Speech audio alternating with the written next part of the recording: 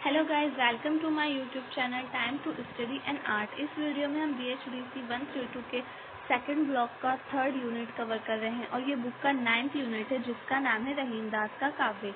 इस वीडियो में हम रहीमदास की श्रृंगार तथा अन्य रस इस टॉपिक पर डिस्कशन करेंगे, मतलब कि उनकी श्रृंगार रस की क्या क्या विशेषताएं थी और उनके कार्य में किस तरह के कितने प्रकार के रस शामिल थे। तो इस टॉपिक पर डिस्कशन करेंगे।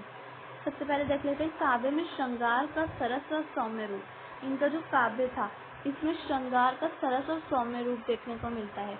श्रृंगार वर्णन में उन्माद व उल्लास दोनों है, मतलब इनका जो श्रृंगार वर्णन है इस प्रकार करते थे कि उसमें उल्लास भी देखने को मिलता है, उन्माद भी। मतलब उन्माद का मतलब होता है गम और उल्लास का मतलब होता है खुशी।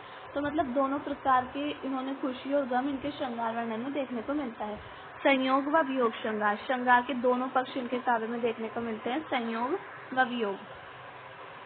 प्रेम के रमणीय चित्र, मतलब इनके काव्य में प्रेम बहुत ज्यादा देखने को मिलता है। उन्होंने बहुत सुंदर सुंदर चित्र वर्णित किए हैं अपने काव्य में प्रेम के। काव्य की विशेषता मर्यादित व संयमित। इनके काव्य की ये विशेषता रही है कि इनका काव्य जो है वो मर्यादित है और संयमित है।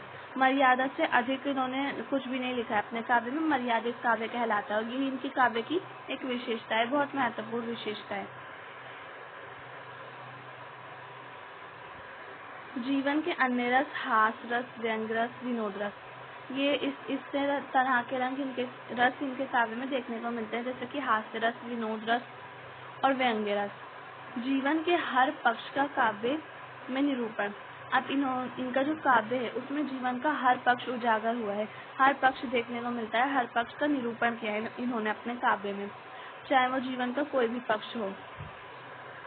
वीर रस, विभत्स रस एवं अद्भुत रस, ये सारे रस इनके काव्य में देखने को मिलते हैं। ये जो रस थे ये जीवन के रस थे और ये वीर रस, विभत्स रस और अद्भुत रस ये सब राजाओं से संबंधित हैं। तो ये सारे जितने प्रकार के रस इनके काव्य में देखने को मिलते हैं, सभी प्रकार के रस। आधे इनके काव्य की प्रकृति। रहीम के काव्य में इन्होंने प्रकृति को किस तरह से स्थान दिया था, तो प्रकृति चित्रण में नीति के दर्शन। इन्होंने जो प्रकृति का चित्रण किया था उसमें नीति काव्य परंपरा देखने को मिलती है, यानी कि नीति के द्वारा इन्होंने प्रकृति का जो दर्शन है, प्रकृति का चित्रण किया है, प्रकृति के सौंदर्य का वर्णन किया है इन्होंने नीति के द्वारा।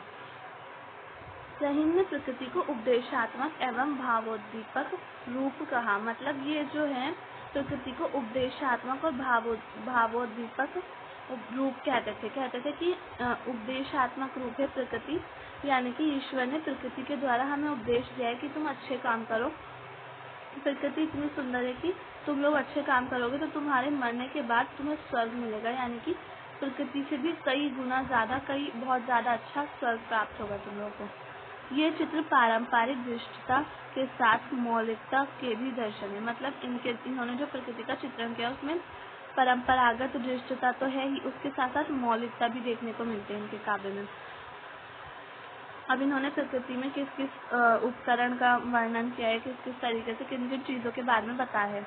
तो विष और चंदन, पेड़ पत्ते, दादुर मोर, नगर ग्राम, खग मृग, जल नीम, सिंधु बिंदु, विष अमृत, ये सारे जो उपकरण हैं इनका इन्होंने प्रकृति में चित्रण किया है, मतलब इनके बारे में रहीमदास ने बताया। जैसे मोर के बारे में बताया, मोर कितना सुंदर होता है। नगर ग्राम, शहरों के बारे में बताया है। गांवों के बारे में इन्होंने बताया। खग और मृग, यानी कि हिरण के बारे में बताया। पेड़ पौधे किस प्रकार के हैं, कितने सुंदर हैं।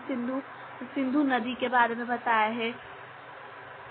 विष अमृत के बारे में बताया है। जल के बारे में बताया, जल हमारे लिए कितना महत्वपूर्ण होता है, ये सब। और विष और चंदन के बारे में भी बताया इन्होंने। सो गाइज, आज की वीडियो में सिर्फ इतना ही। अगर आपको मेरी वीडियो पसंद आई हो तो प्लीज़ मेरी वीडियो को लाइक करें, शेयर करें, चैनल को सब्सक्राइब करना ना भूलें। कमेंट्स करके ज़रूर बताएं आपको मेरी वीडियो कैसी लगी।